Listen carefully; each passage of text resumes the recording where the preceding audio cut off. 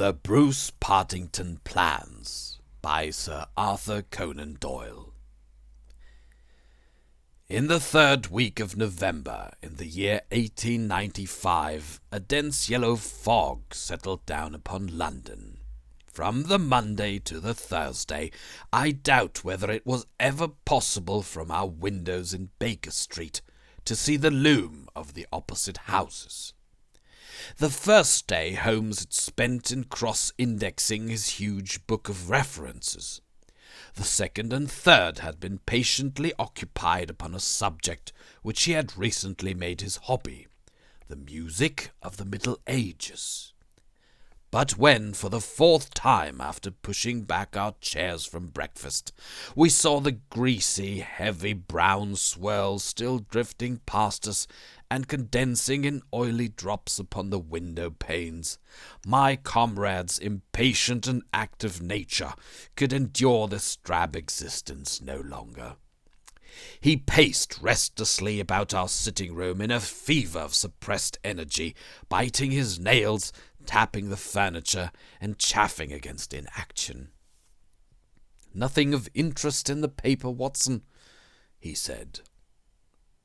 I was aware that by anything of interest, Holmes meant anything of criminal interest. There was the news of a revolution, of a possible war, and of an impending change of government, but these did not come within the horizon of my companion. I could see nothing recorded in the shape of crime which was not commonplace and futile. Holmes groaned and resumed his restless meanderings. "The London criminal is certainly a dull fellow," said he, in the querulous voice of the sportsman whose game has failed him. "Look out this window, Watson. See how the figures loom up, are dimly seen, and then blend once more into the cloud-bank. The thief or the murderer could roam London on such a day, as the tiger does the jungle, unseen until he pounces, and then evident only to his victim." "There have," said I, "been numerous petty thefts." Holmes snorted in contempt. "This great and sombre stage is set for something more worthy than that," said he.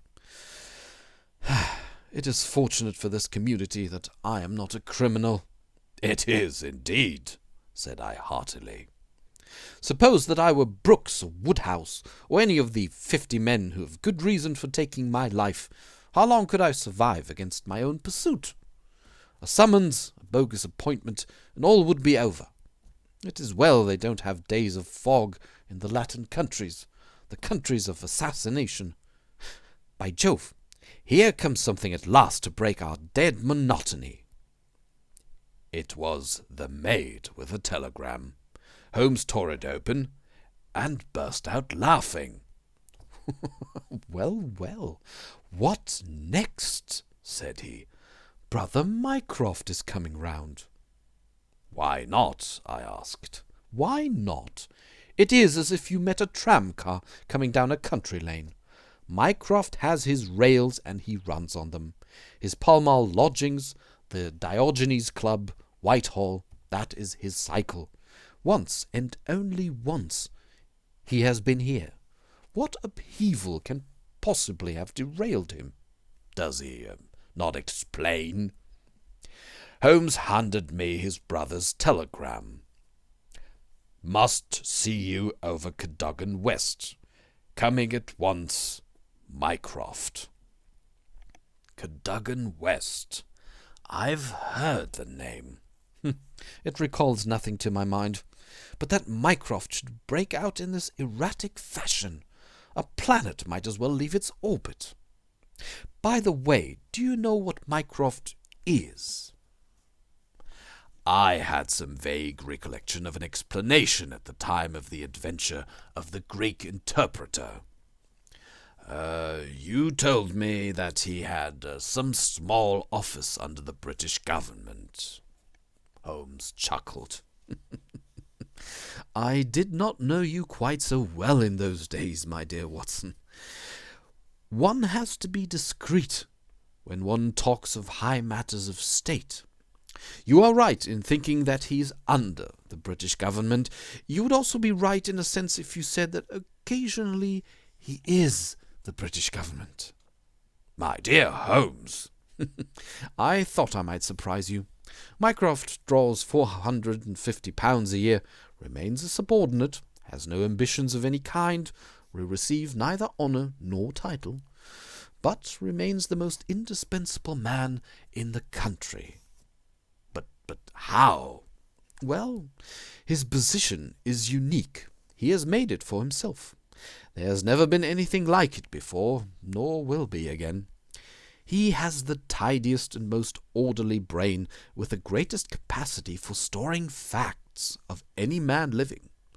The same great powers which I have turned to the detection of crime, he has used for this particular business. The conclusions of every department are passed to him, and he is the central exchange, the clearing-house, which makes out the balance. All other men are specialists, but his specialism is omniscience. We will suppose that a minister needs information as to a point which involves the Navy, India, Canada, and the bimetallic question. He could get his separate advices from various departments upon each, but only Mycroft can focus them all and say offhand how each factor would affect the other. They began by using him as a shortcut, a convenience. Now he has made himself an essential.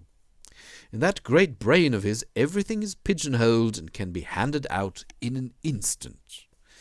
Again and again his word has decided the national policy. He lives in it.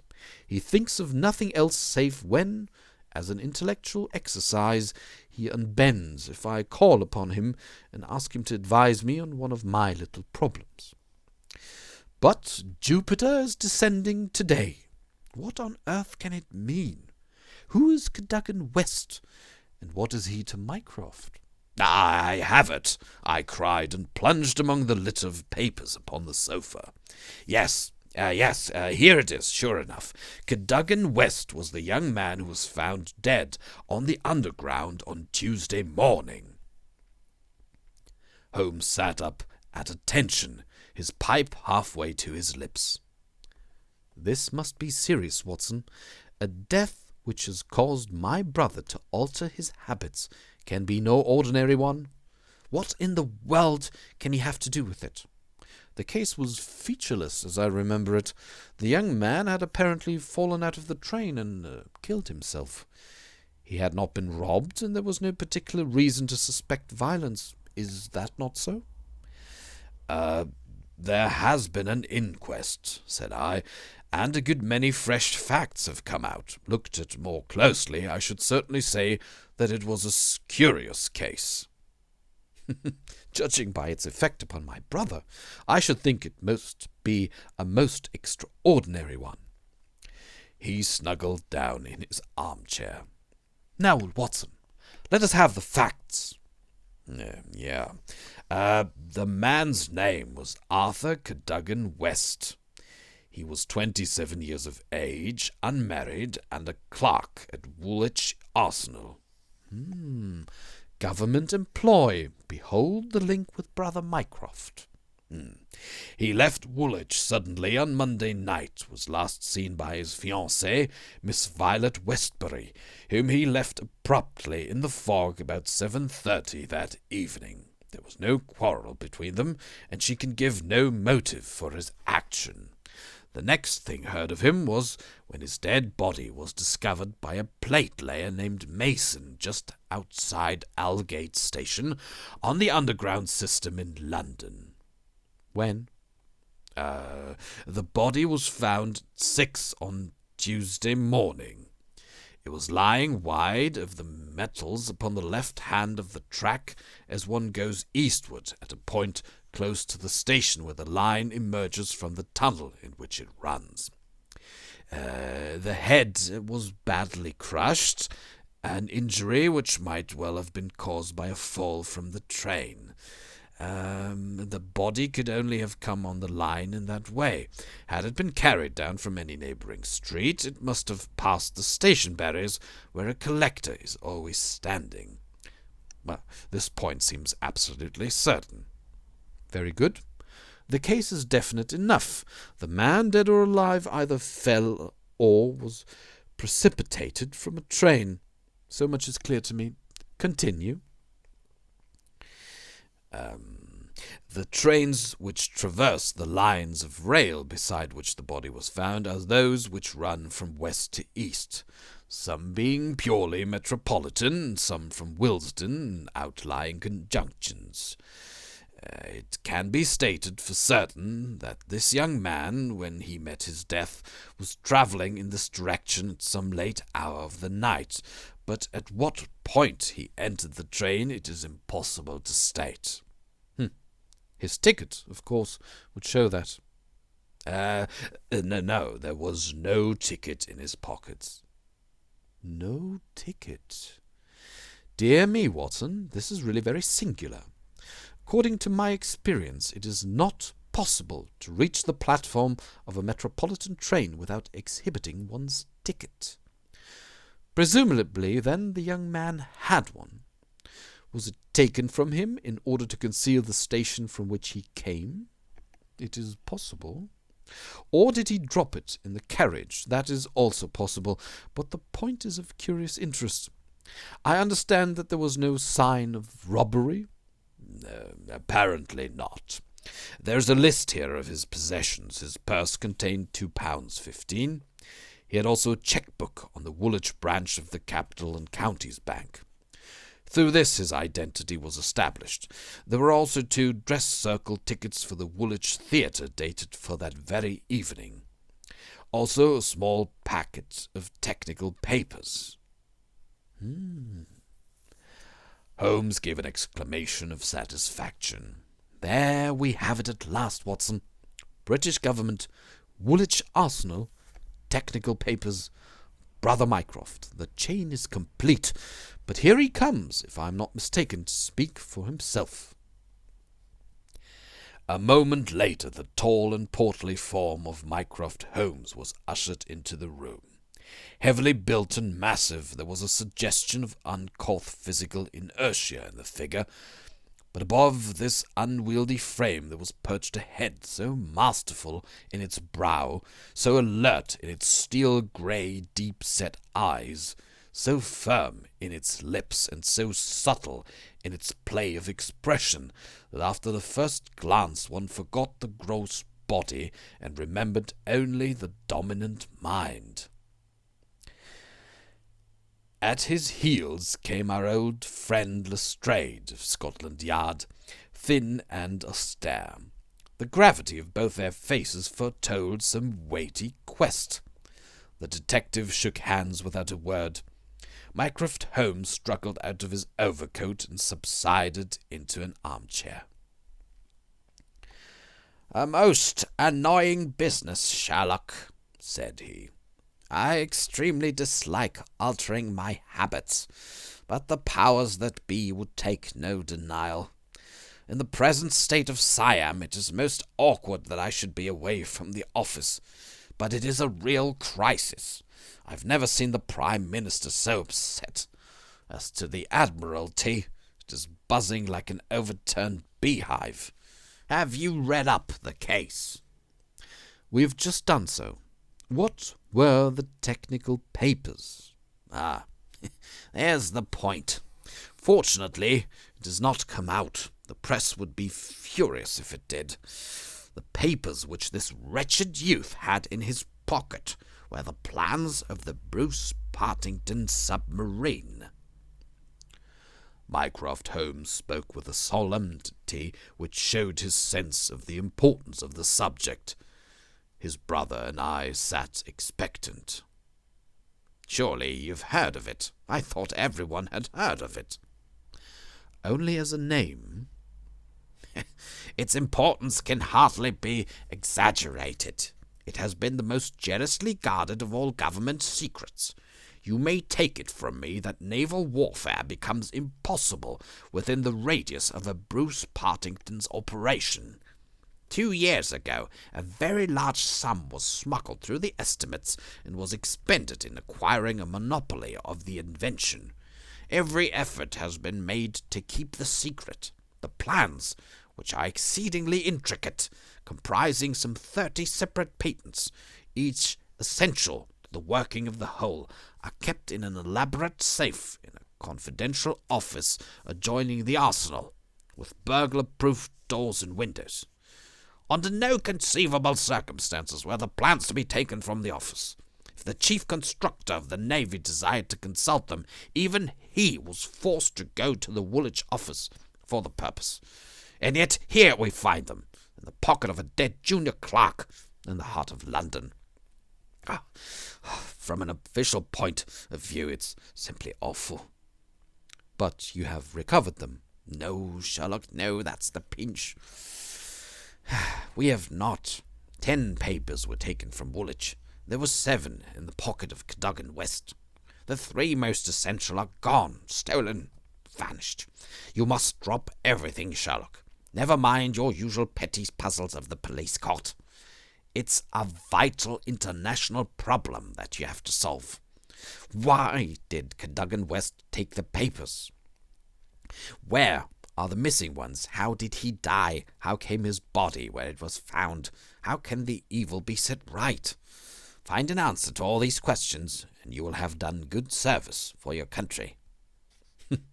Why do you not solve it yourself, Mycroft? You can see as far as I. Possibly, Sherlock. But it is a question of getting details. Give me your details, and from an armchair I will return you an excellent expert opinion. But to run here and run there, to cross-question railway guards, and lie on my face with a lens to my eye, it is not my métier. No, you are the one man who can clear the matter up. If you have a fancy to see your name in the next honours list—" My friend smiled and shook his head. "I play the game for the game's own sake," said he.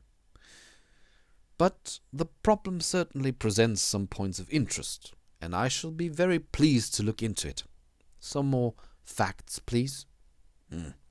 I've jotted down the more essential ones upon this sheet of paper, together with a few addresses which you will find of service.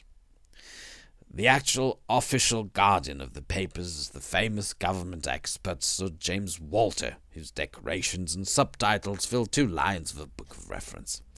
He's grown grey in the service, was a gentleman, a favoured guest in the most exalted houses, and above all, a man whose patriotism is beyond suspicion.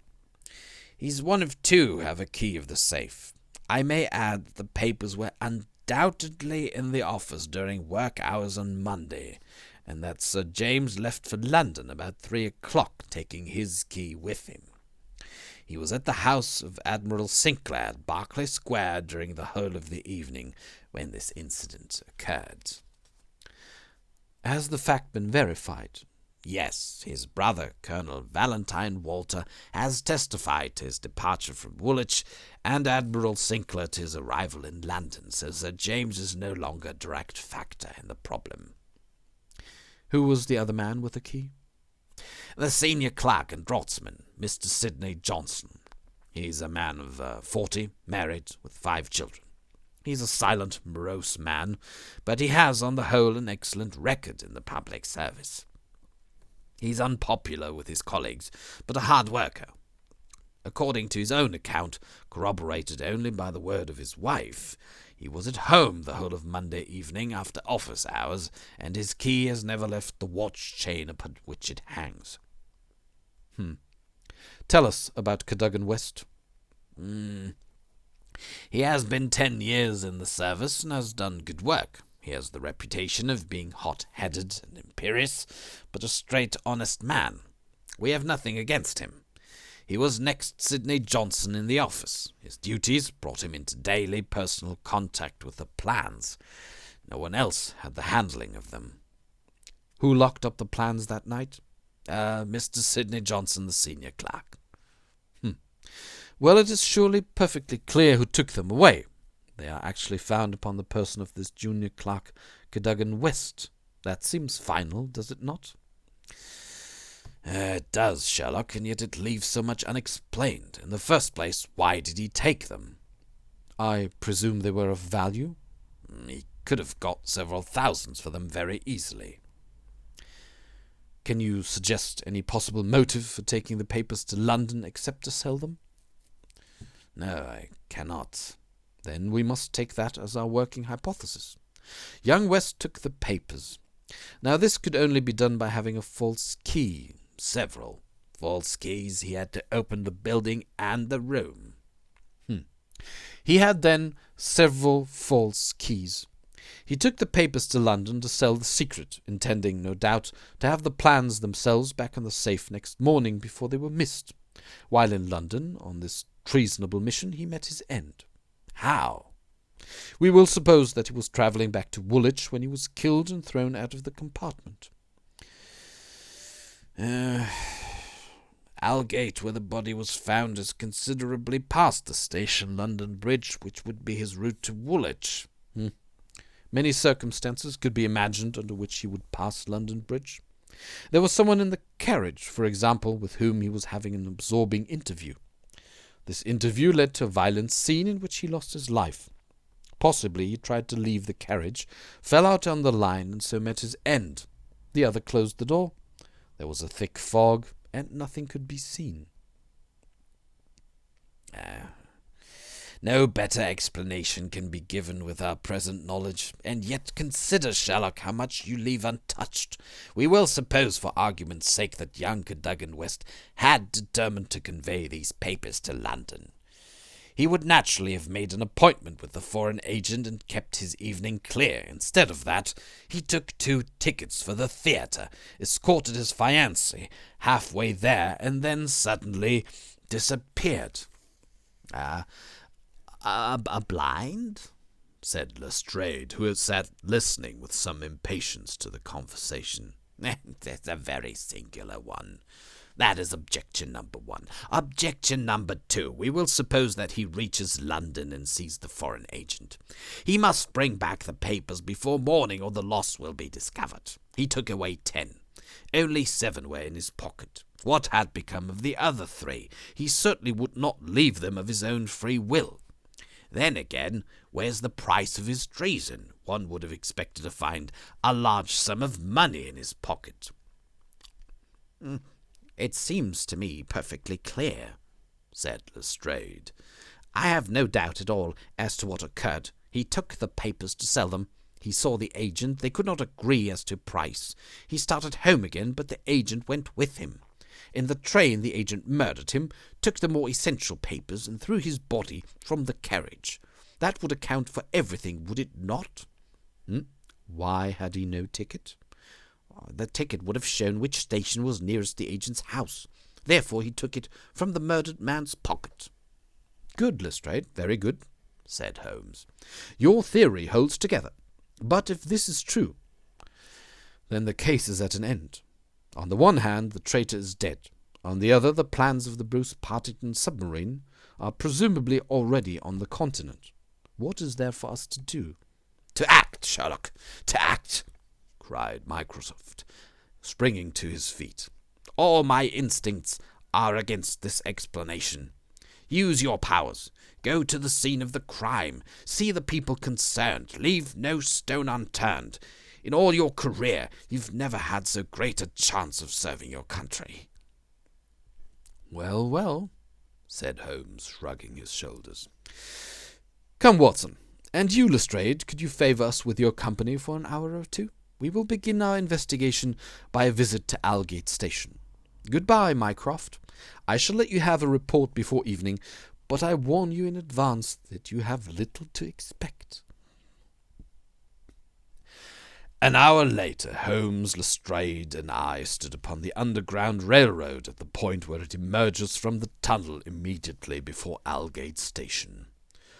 A courteous, red-faced old gentleman represented the railway company. This is where the young man's body lay, said he, indicating a spot about 3 feet from the metals. It could not have fallen from above, for these, as you see, are all blank walls. Therefore, it could only have come from a train, and that train, so far as we can trace it, must have passed about midnight on Monday. Have the carriages been examined for any sign of violence? There are no such signs, and no ticket has been found. No record of a door being found open. None. We have had some fresh evidence this morning, said Lestrade.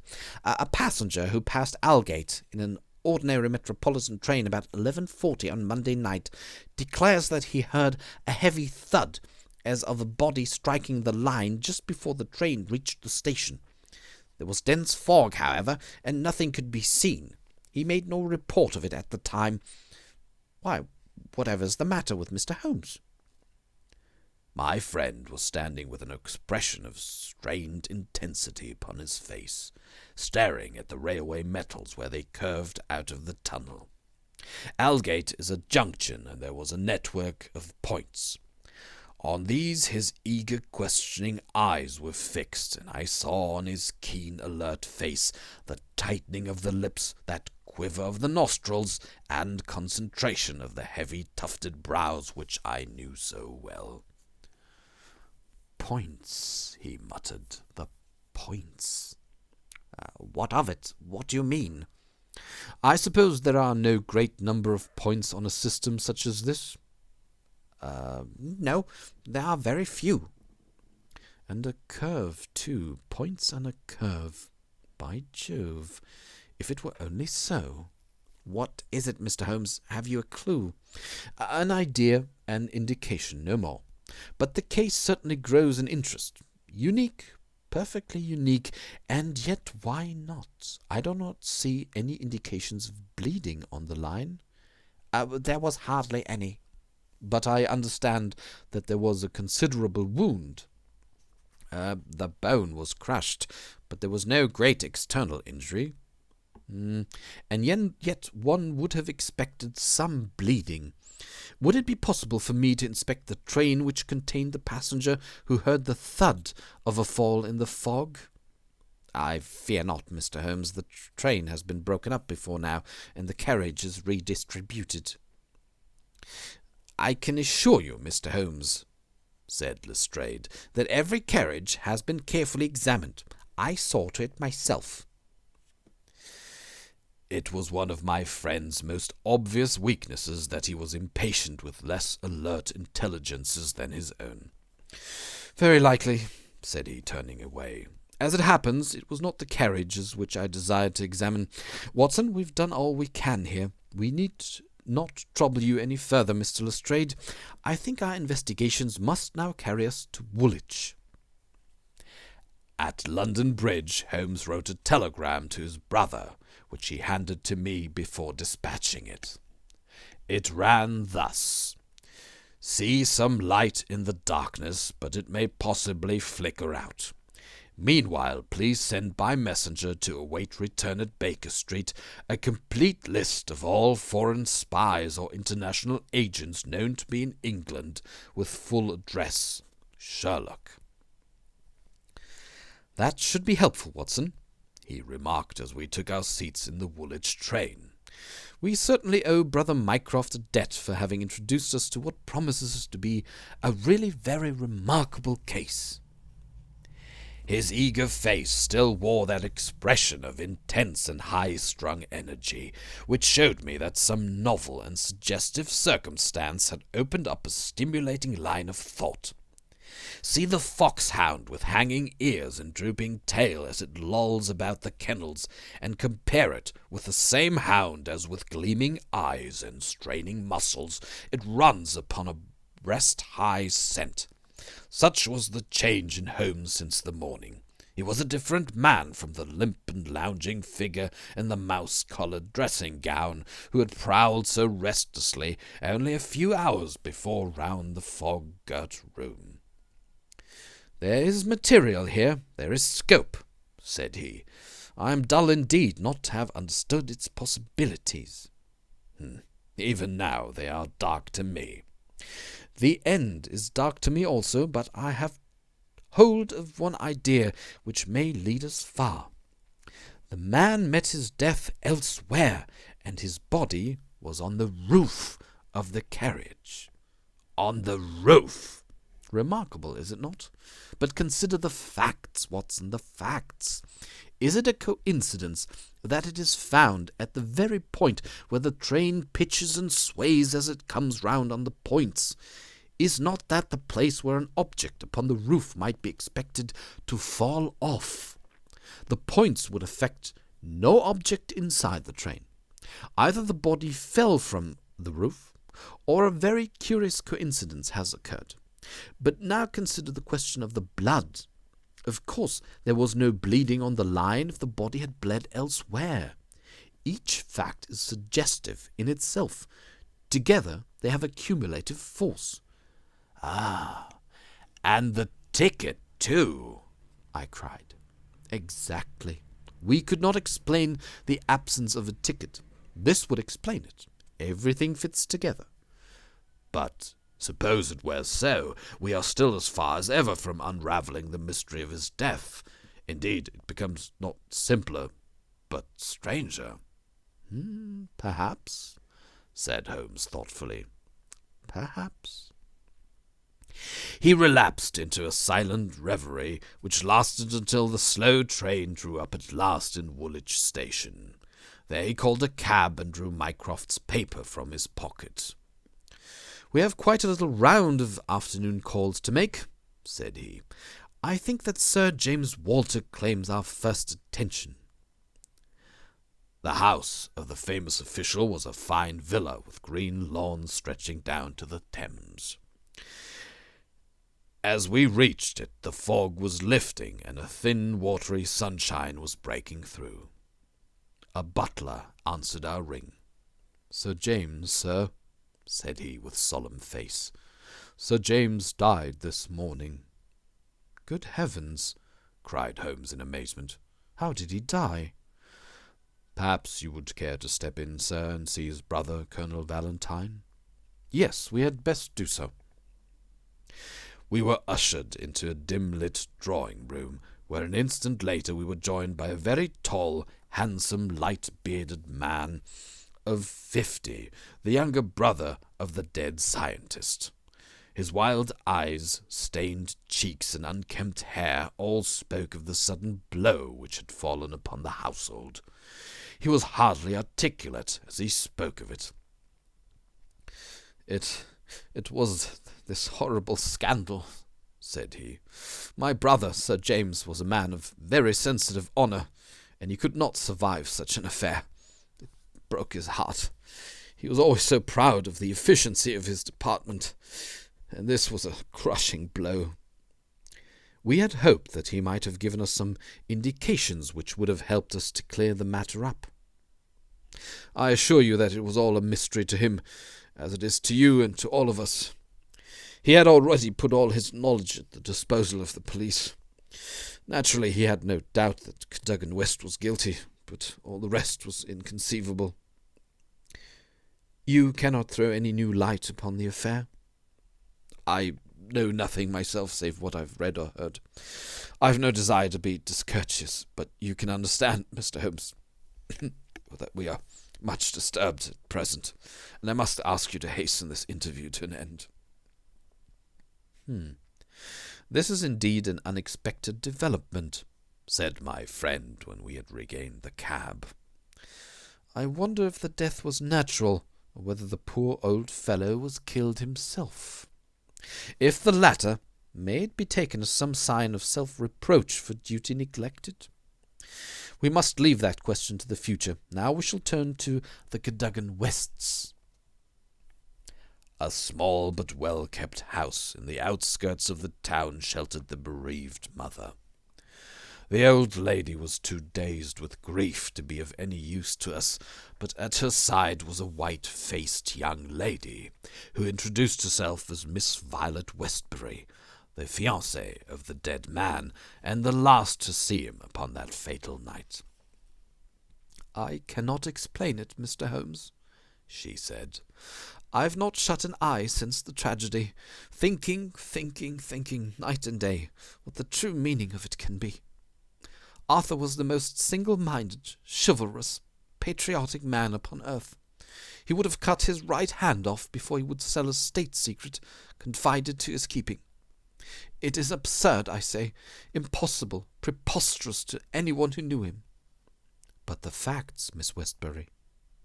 Yes, I admit I cannot explain them. Was he in any want of money? No. His needs were very simple and his salary ample. He had saved a few hundreds, and we were to marry at the New Year. No signs of any mental excitement? Come, Miss Westbury, be absolutely frank with us. The quick eye of my companion had noted some change in her manner. She coloured and hesitated. Yes, she said at last. I had a feeling that there was something on his mind. For long? Only for the last week or so. He was thoughtful and worried. Once I pressed him about it. He admitted that there was something, and that it was concerned with his official life. It is too serious for me to speak about, even to you, said he. I could get nothing more. Holmes looked grave.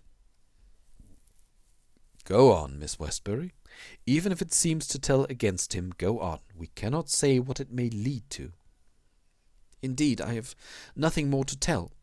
Once or twice it seemed to me that he was on the point of telling me something.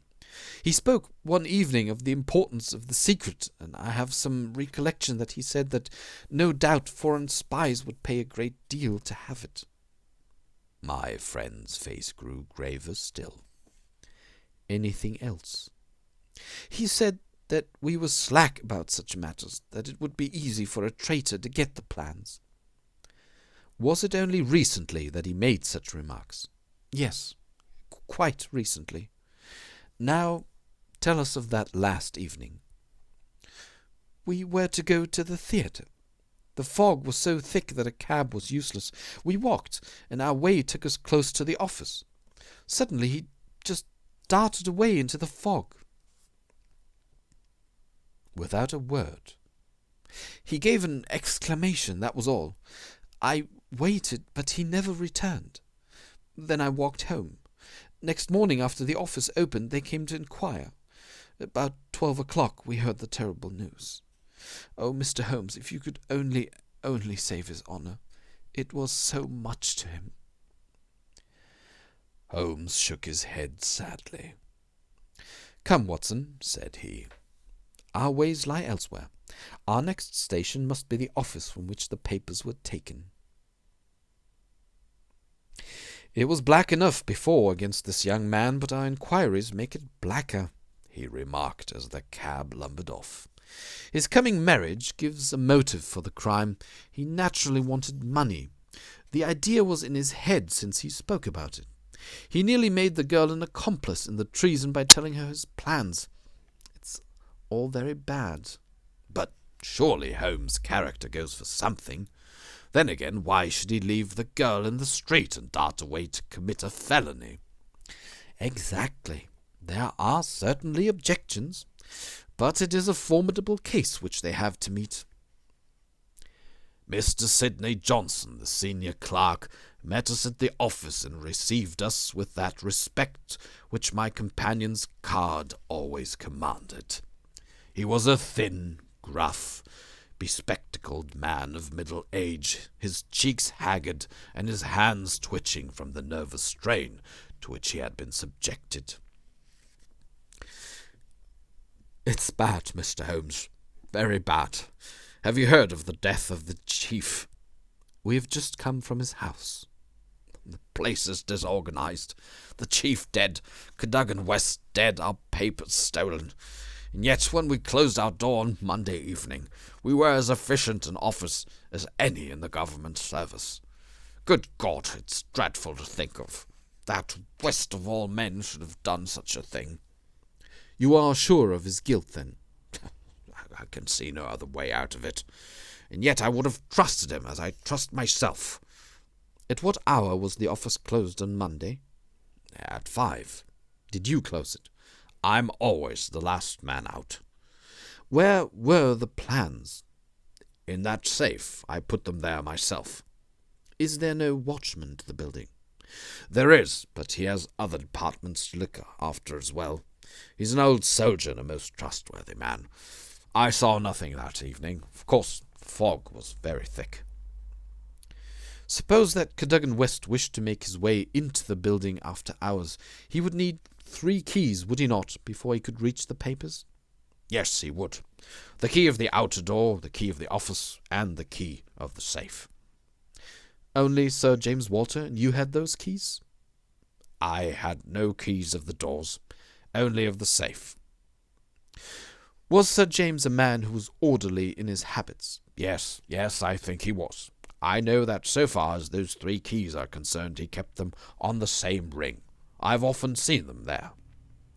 And that ring went with him to London? He said so.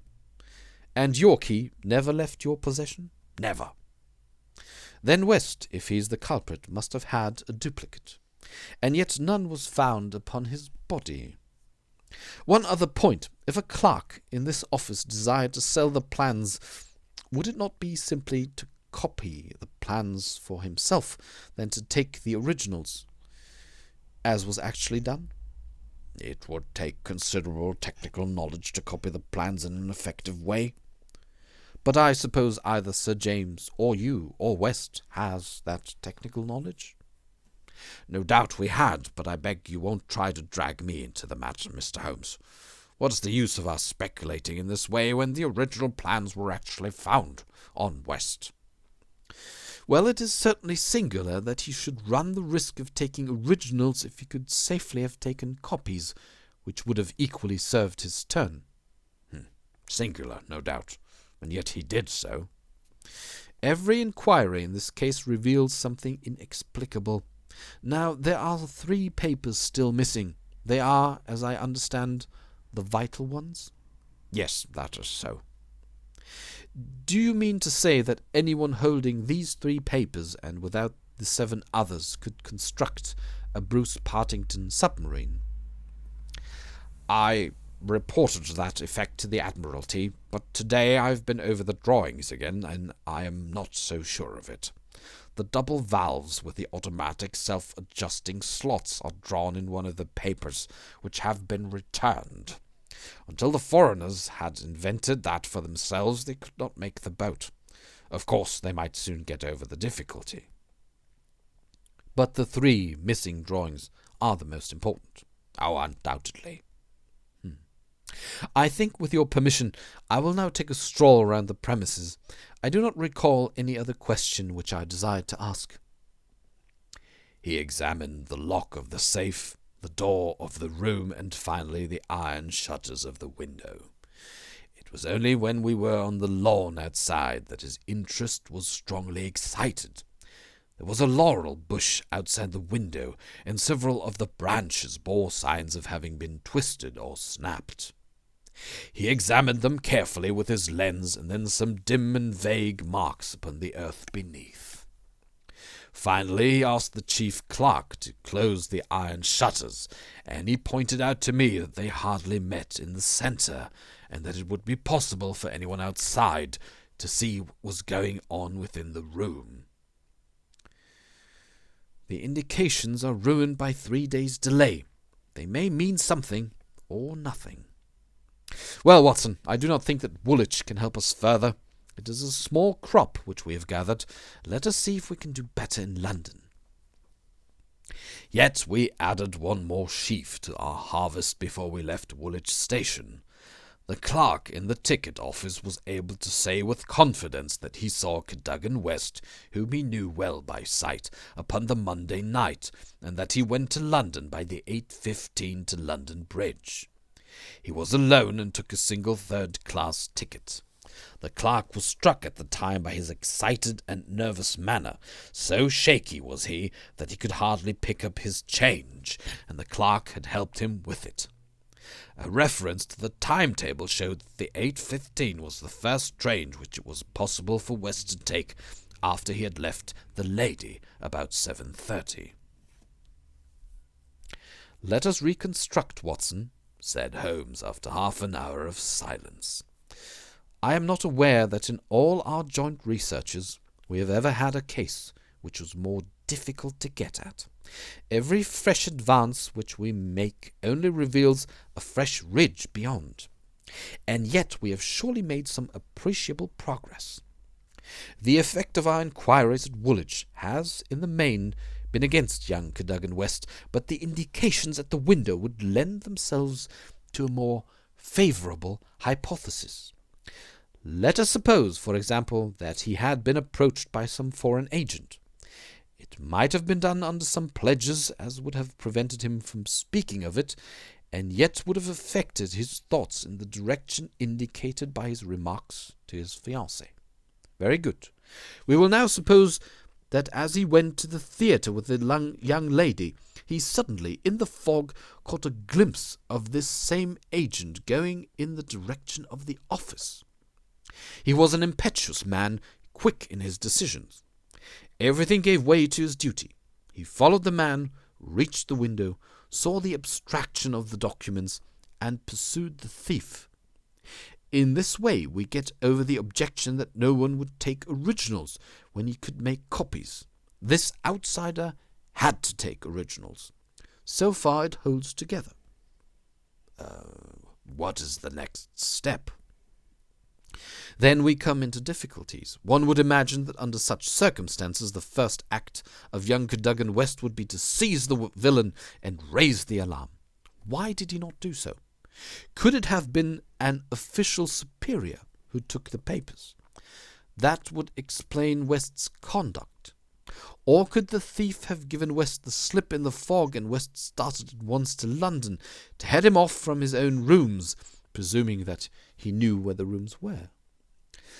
The call must have been very pressing, since he left his girl standing in the fog and made no effort to communicate with her.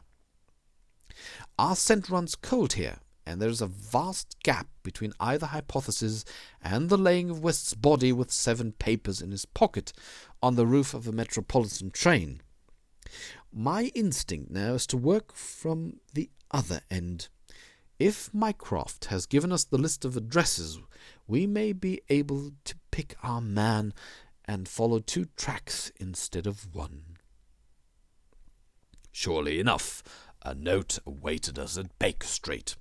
A government messenger had brought it post-haste. Holmes glanced at it and threw it over to me. It read, "There are numerous small fry, but few would handle so big an affair.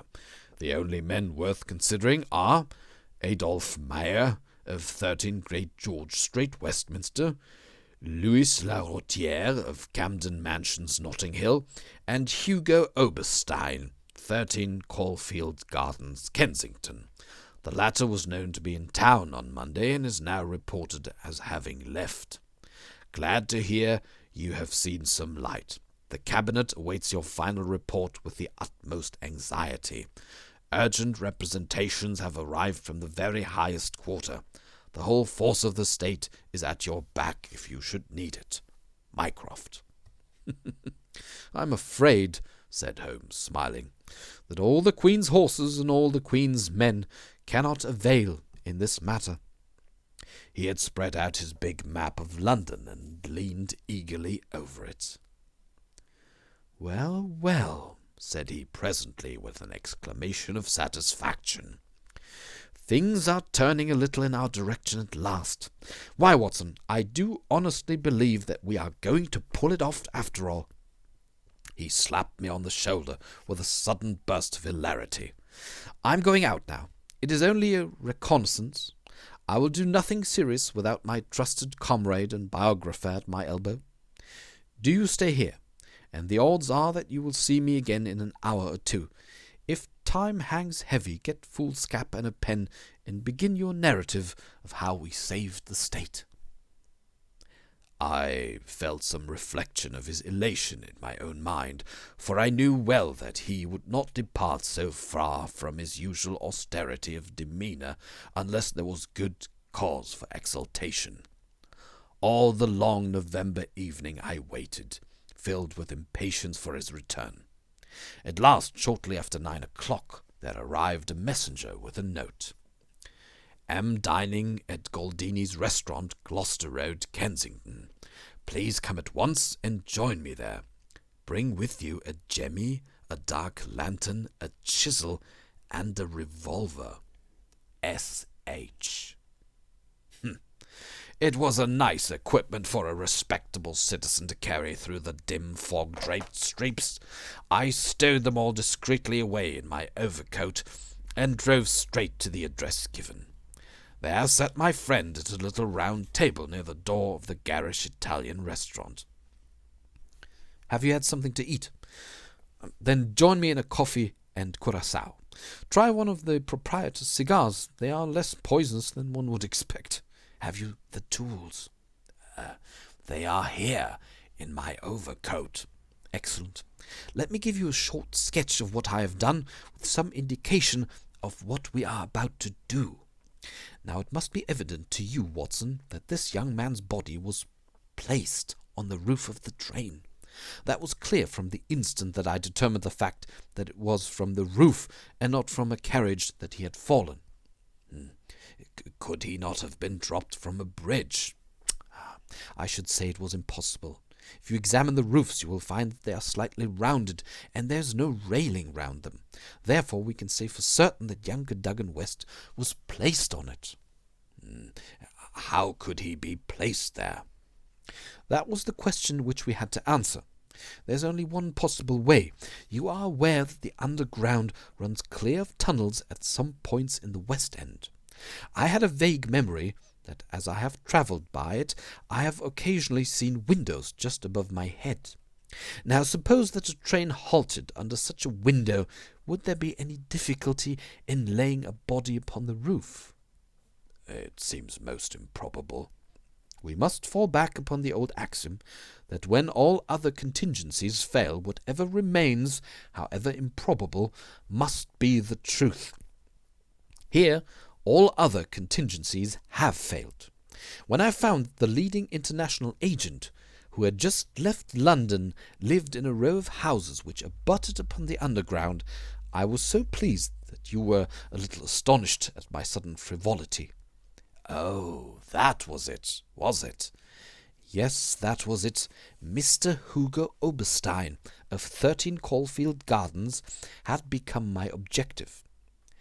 I began my operations at Gloucester Road Station, where a very helpful official walked with me along the track and allowed me to satisfy myself not only that the back stair windows of Caulfield Gardens open on the line, but the even more essential fact that, owing to the intersection of one of the larger railways, the underground trains are frequently held motionless for some minutes at that very spot." "Splendid, Holmes. You've got it." So far, Watson. We advance, but the goal is afar. Well, having seen the back of Caulfield Gardens, I visited the front and satisfied myself that the bird was indeed flown. It is a considerable house, unfurnished so far as I could judge in the upper rooms. Oberstein lived there with a single valet, who was probably a confederate entirely in his confidence.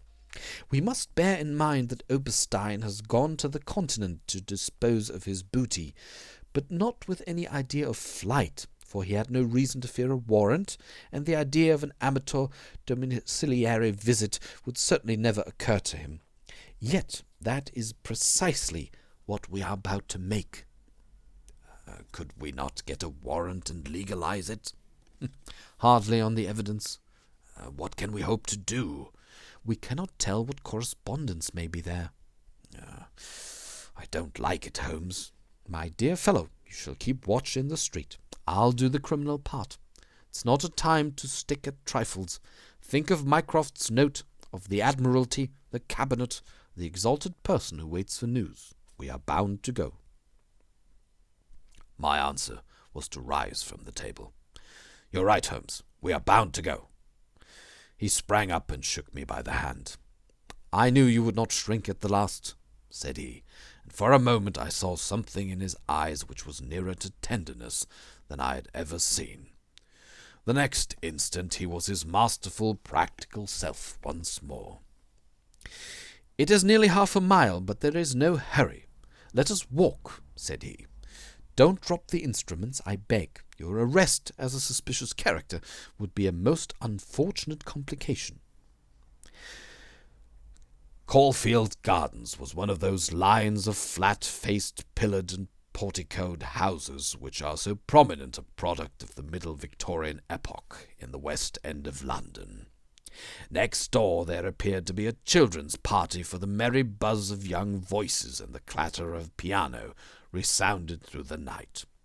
The fog still hung about and screened us with his friendly shade.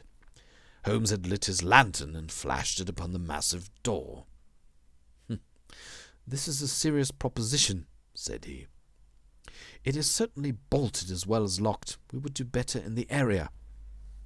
There's an excellent archway down yonder in case a too zealous policeman should intrude. Give me a hand, Watson, and I'll do the same for you." A minute later we were both in the area.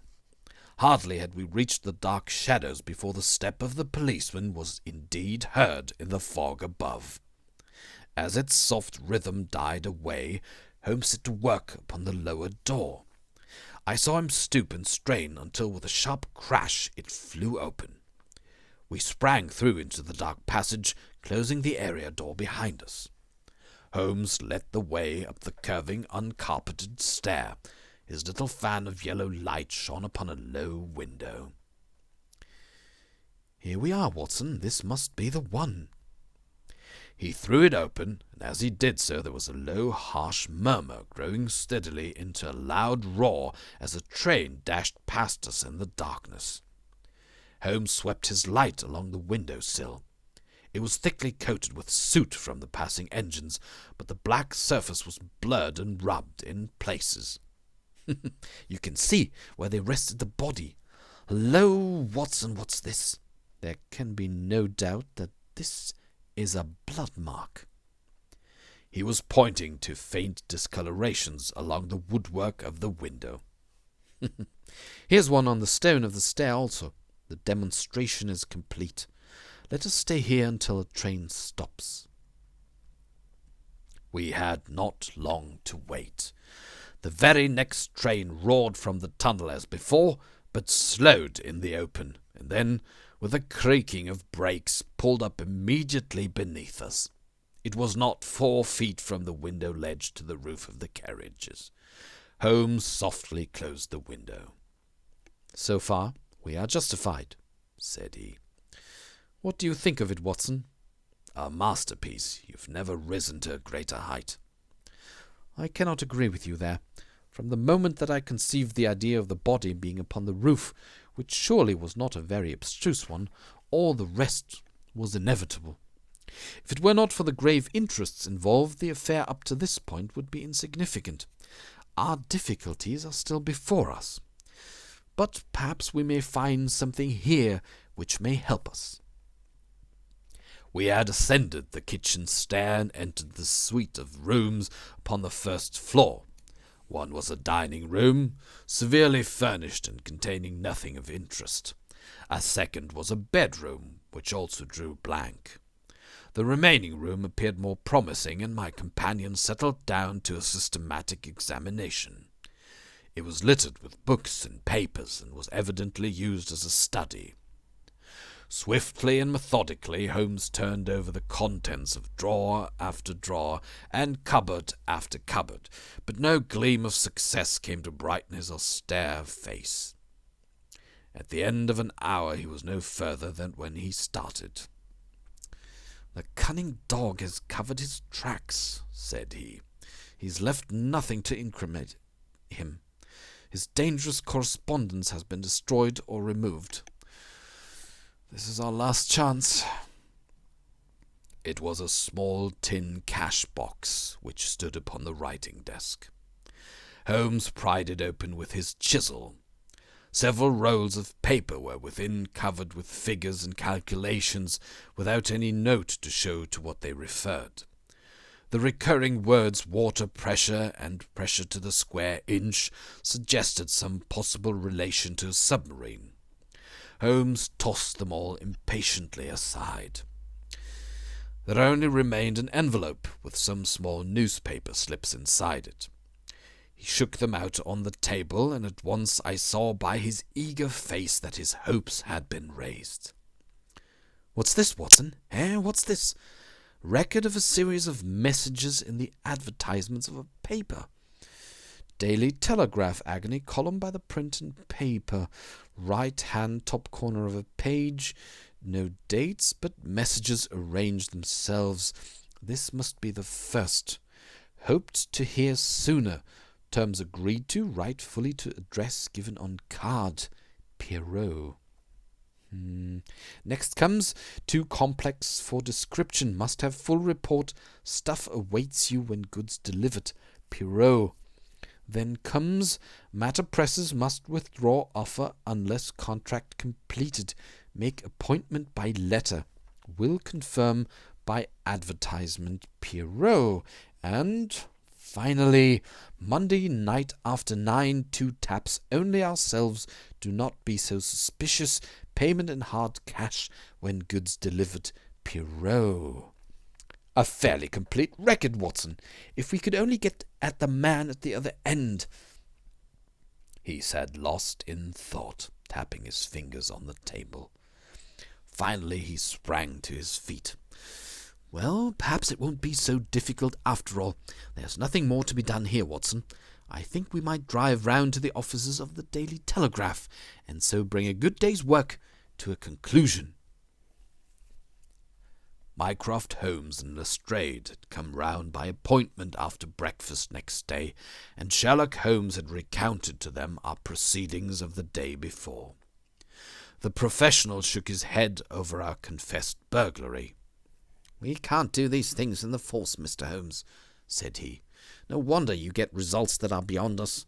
But some of these days you'll go too far, and you'll find yourself and your friend in trouble. For England, home and beauty, Watson? Martyrs on the altar of our country.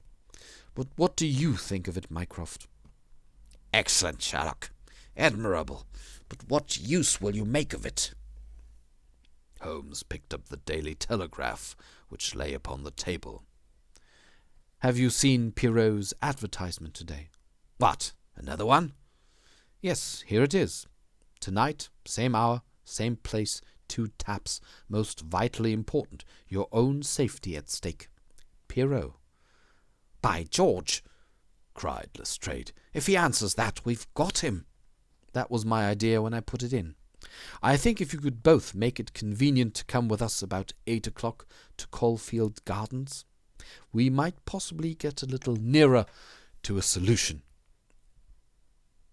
One of the most remarkable characteristics of Sherlock Holmes was his power of throwing his brain out of action and switching all his thoughts onto lighter things, whenever he had convinced himself that he could no longer work to advantage. I remember that during the whole of that memorable day he lost himself in a monograph which he had undertaken upon the polyphonic motets of Lassus. For my own part, I had none of his power of detachment, and the day in consequence appeared to be interminable. The great national importance of the issue, the suspense in high quarters, the direct nature of the experiment which we were trying, all combined to work upon my nerve. It was a relief to me when at last, after a light dinner, we set out upon our expedition. Lestrade and Mycroft met us by appointment at the outside of Gloucester Road Station. The area door of Oberstein's house had been left open the night before, and it was necessary for me, as Mycroft Holmes absolutely and indignantly declined to climb the railings, to pass in and open the hall door. By 9 o'clock we were all seated in the study, waiting patiently for our man. An hour passed, and yet another. When 11 struck, the measured beat of the great church clock seemed to sound the dirge of our hopes. Lestrade and Mycroft were fidgeting in their seats and looking twice a minute at their watches. Holmes sat silent and composed, his eyelids half shut, but every sense on the alert. He raised his head with a sudden jerk. "He's coming," said he. There had been a furtive step past the door. Now it returned. We heard a shuffling sound outside, and then 2 sharp taps with the knocker. Holmes rose, motioning us to remain seated. The gas in the hall was a mere point of light. He opened the outer door, and then as a dark figure slipped past him, he closed and fastened it. "This way," we heard him say, and a moment later our man stood before us. Holmes had followed him closely, and as the man turned with a cry of surprise and alarm, he caught him by the collar and threw him back into the room. Before our prisoner had recovered his balance, the door was shut, and Holmes standing with his back against it. The man glared round him, staggered, and fell senseless upon the floor. With a shock, his broad-brimmed hat flew from his head, his cravat slipped down from his lips, and there were the long, light beard and the soft, handsome, delicate features of Colonel Valentine Walter. Holmes gave a whistle of surprise. "You can write me down an ass this time, Watson," said he. "This was not the bird that I was looking for." "Who is he?" asked Mycroft eagerly. "The younger brother of the late Sir James Walter, the head of the submarine department." Yes, I see the fall of the cards. He's coming too. I think that you had best leave his examination to me." We had carried the prostrate body to the sofa. Now our prisoner sat up, looked round him with a horror-stricken face, passed his hand over his forehead like one who cannot believe his own senses. What is this?" he asked. "I came here to visit Mr. Oberstein." "Everything is known, Colonel Walter," said Holmes. "How an English gentleman could behave in such a manner is beyond my comprehension. But your whole correspondence and relations with Oberstein are within our knowledge. So also are the circumstances connected with the death of young Cadogan West. Let me advise you to gain at least a small credit for repentance and confession, since there are still some details which we can only learn from your lips." The man groaned and sank his face in his hands. We waited, but he was silent. "I can assure you," said Holmes, "that every essential is already known. We know that you were pressed for money, that you took an impress of the keys which your brother held, and that you entered into a correspondence with Oberstein, who answered your letters to the advertisement columns of the Daily Telegraph. We are aware that you went down to the office in the fog on Monday night, but that you were seen and followed by young Cadogan West, who had probably some previous reason to suspect you. He saw your theft, but could not give the alarm, as it was just possible that you were taking the papers to your brother in London. Leaving all his private concerns, like the good citizen that he was, he followed you closely in the fog and kept at your heels until you reached this very house. There he intervened, and then it was, Colonel Walter, that to treason you added the more terrible crime of murder." I did not. Before God, I swear that I did not," cried our wretched prisoner. "Tell us then how Cadogan West met his end before you laid him upon the roof of a railway carriage." "I will. I swear to you that I will. I did the rest, I confess it. It was just as you say. A stock exchange debt had to be paid. I needed the money very badly. Oberstein offered me 5,000. It was to save myself from ruin. But as to murder, I'm as innocent as you." "What happened then?" "He had his suspicions before, and he followed me as you describe. I never knew it until I was at the very door. It was thick fog, and one could not see 3 yards. I had given 2 taps, and Oberstein had come to the door. The young man rushed up and demanded to know what we were about to do with the papers. Oberstein had a short life-preserver. He always carried it with him.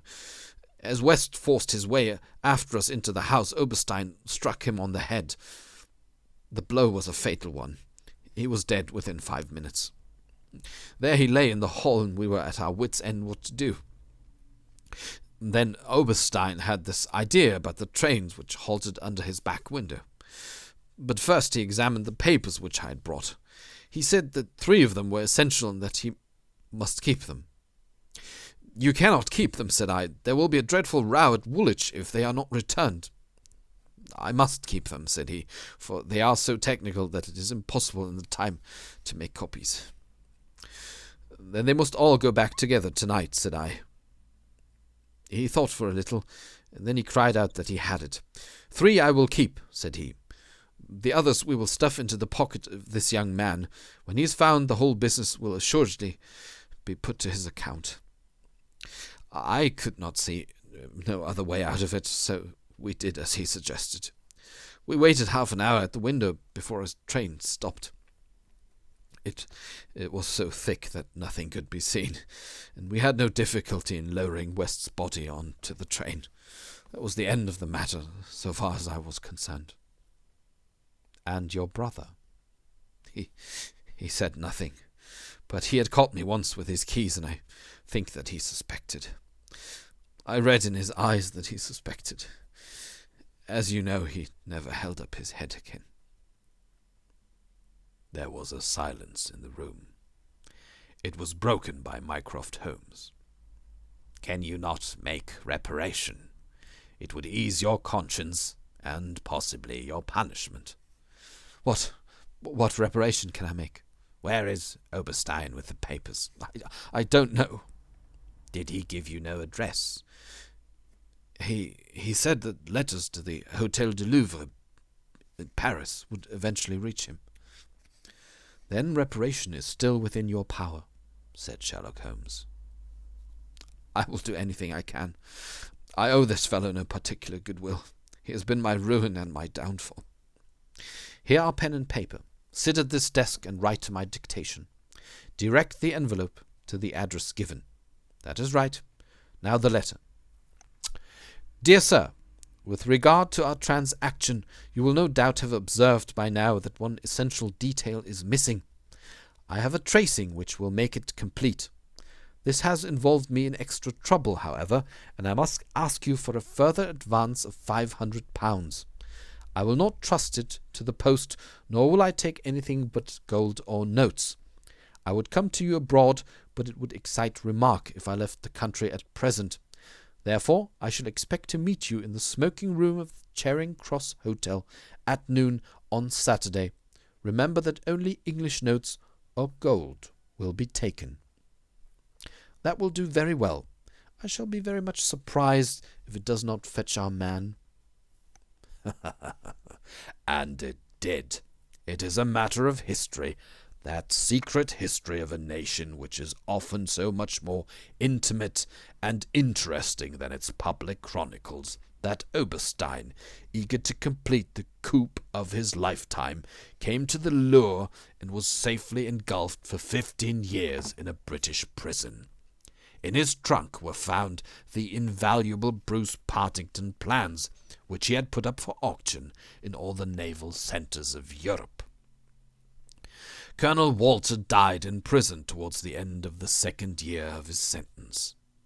As to Holmes, he returned refreshed to his monograph upon the polyphonic motets of Lassus, which has since been printed for private circulation, and is said by experts to be the last word upon the subject.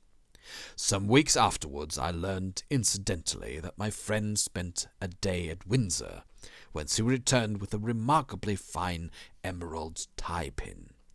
When I asked him if he had bought it, he answered that it was a present from a certain gracious lady, in whose interests he had once been fortunate enough to carry out a small commission.